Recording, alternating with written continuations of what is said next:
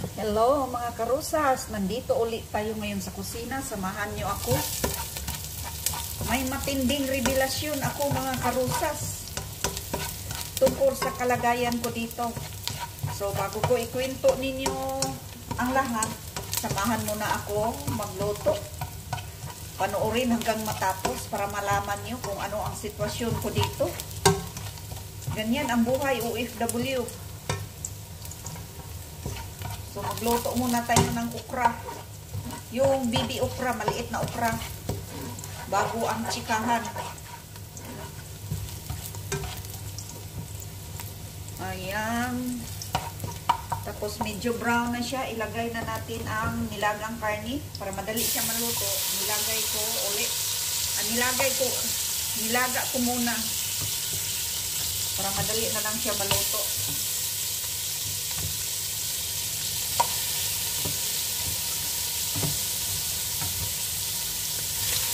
Tanggalin natin ang mga spices.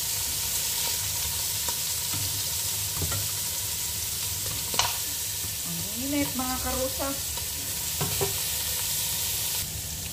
Ayan, i-mix na natin.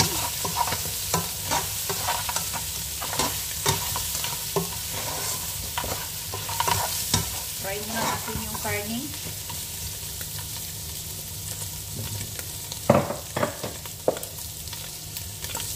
Tapos, maglagay tayo ng kunting paprika.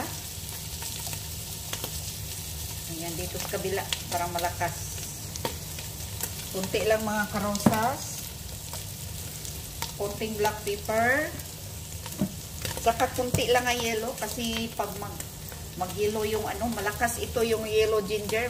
Kahit may tomato paste, lumulutang yung pagka-yellow. So, kunti lang ilagay natin. At saka kunting garlic powder.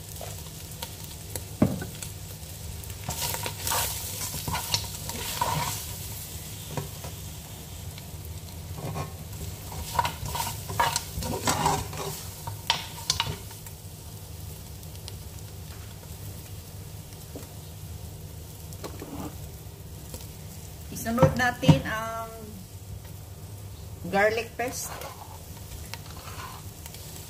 Yung isang buong garlic.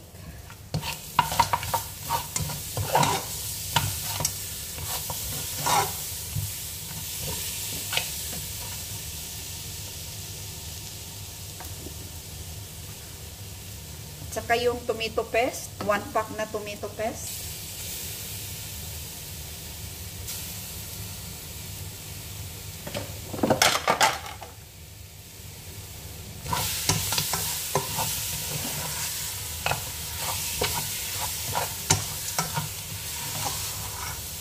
Bango.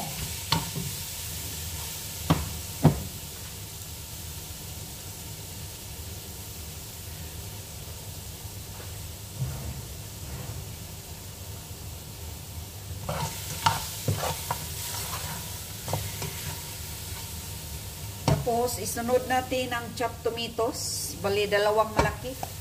Depende lang yan sa inyo mga karosas. Pag marami kayong kamatis, pwede damihan. Pag nagtipid, pwede kunti lang.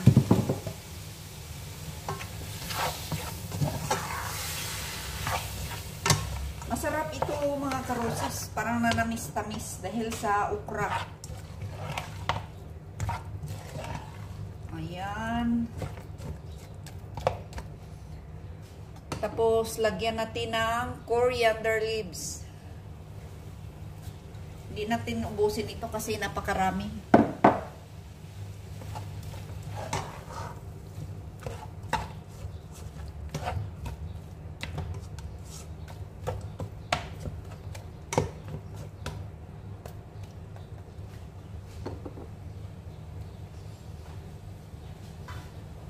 Ayan, takpan muna natin sa mahinang apoy para lumambot yung kamatis para masarap yung luto natin. Balikan natin mayar konti. Ayan, dito na tayo. Maglinis tayo ng gulay na pang salad. Ganito ang buhay OFW. Araw-araw ito ginagawa mga karosas. So, ito ang kalagayan ko dito para malaman nyo lahat. So, sa umaga, pagising ko, pag minsan nagising ako ng maaga, nag-video call sa Pilipinas, sa pamilya ko, kapatid ko, anak ko, at saka sa apo ko. Tapos, maglinis ng sala, maglinis ng kusina. Maliit man lang ang kusina. Ang sala, hindi naman marumi. Malinis naman. So, siyempre, punas-punasan yung mga alikabok. Pagkatapos dyan, linis ng CR. Tapos, punta dito sa kusina. Maghanap ng makain. Minsan, nagkape ako. Minsan, naglaga ng itlog. Minsan, nagtinapay. Depende lang sa gusto ko, mga karosas. Minsan, nagkanin. So, pagkatapos niyan, sa labas na ako. Mga 1 oras ako doon naglilinis. Ay, sorry. Mga 1 oras ko nilinis ang labas. Pagkatapos, pahinga konti. Dot. And then, maligo. Tapos maligo. Ayos ng sarili. Pagkatapos, hinintay ko yung amo ko. Nagising kasi linisin ko yung kwarto niya. Pagkatapos paglinis ng kwarto niya, minsan bababa na yan kasi galing sa itaas. Yun, minsan magpagawa sa akin ng kape. Minsan breakfast. Kasi minsan lang yan mag-breakfast yung amo ko. Kasi nagda-diet yan.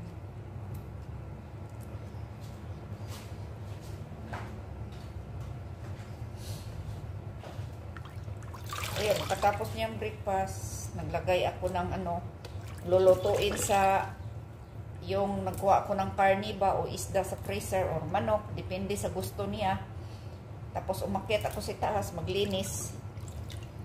Malinis namang itaas, hindi naman gaano marumi kasi walang gumagamit, 1 tao lang. Ayun. Baba na ako ulit, naglilinis, habang nagluluto, gaya ng katulad ng ginagawa ko dito. Habang nagluluto, minsan nagla-live ako. Walang problema sa amo ko. Kahit nakita ako niya nagla-live, basta hindi ko lang siya isali sa live ko. Siyempre, privacy yun ng mga amo ko. Kahit saan ako mag-vlog, kahit sa labas, kahit kabayan, hindi ko sila sinasali sa pag-vlog. Minsan, gusto silang sumali. Bayag yan sila i-upload. Pagkatapos magluto, maglinis. Pagkatapos magluto, ayun, nakain na sila. Nugasan ko yung kinakainan nila. Minsan dumating yung apo, dito rin mag-lunch. Tapos habang hinihintay ko yung kumakain yung apo galing school, ay dot, pahinga kunti. Pag may labahan, tinatapos ko yan sa washing. Hanggang yun, paulit-ulit na lang. Paggabi, prepare ako uli ng dinner. Mga light naman lang ang pang-dinner ng amo ko. Ganito ang totoong buhay ng isang OFW. Sa pagkain ko, walang problema. Kahit anong gusto kong kainin sa kusina ko, walang bawal. Sa kusina ko, sa kusina ng amo ko, walang problema. Pag sa pagkain, wala silang problema sa pagkain. Siyempre, karapatan mo din kumakain. No? Pero hindi ako binabawalan nila na huwag kang kumuha ganyan, huwag kang kumuha ganito. Wala. Mabait yung amo ko. Minsan, pag nag-order sila, pag gusto ko yung in-order nila, kasi minsan tinatanong ako, gusto ko ba raw ng pagkain? Kasi order daw sila. Depende kung anong in-order nila. Minsan, pag karni inihaw, sabi ko ayoko. Minsan, napilitan ako, bigyan ako ng nag-order ng amo ko kasi hindi daw niya maubos. Kumuha lang ako ng kunti. Pag roasted talaga, gusto ko. Minsan, order sila ng roasted. Hati kami ng amo ko. Walang problema sa amo ko sa pagkain. Kaya, yan ang sabi ko. Ganito ang buhay OFW. Pero swerte-swerte lang mga karosas. Hindi lahat ng OFW katulad ko. Ganito ang kalagayan. Depende lang yan sa amo. Pero ako, maswerte ako sa amo ko. Ayan ang totoong kalagayan ko dito. Gusto kong malaman nyo. Kahit nga minsan pag tinawag nila ako, minsan tumatawag yung pamilya ko sa Pilipinas. Mahina ang tubig mga karosas, kasi naka-filter na ito kasi pang-last na ito hugas. Minsan pag tumawag ang pamilya ko sa Pilipinas, inutusan nila ako. Walang problema. Harap kong amo ko. Bit-bit ko yung mobile ko, cellphone ko. May kausap akong kapatid ko. Minsan pinapakita ko pa nga yung kapatid ko. So, wala problema sa amo ko, mga karosas. Yan ang totoong kalagayan ko dito.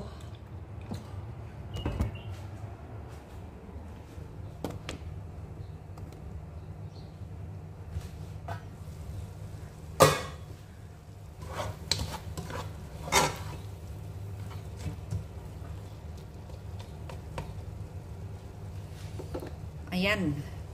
Malambot na yung kamatis, mga karos. Malambot na yung kamatis. So, ilagay na natin ang yung sabaw sa karne, yung galing pinakuluan natin sa karne. Lambot ito. Ayan. Hayaan lang natin yan hanggang malambot.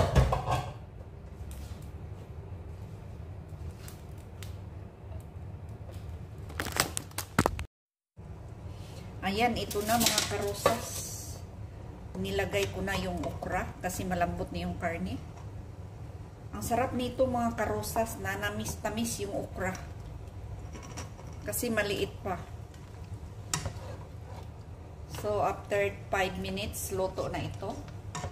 So, takpan muna natin. Madali lang ito maluto kasi maliit yung okra. Ito ang tawag na bibi okra. Sa Arabic is bamya. Ayan, ito na mga karosas. Luto na.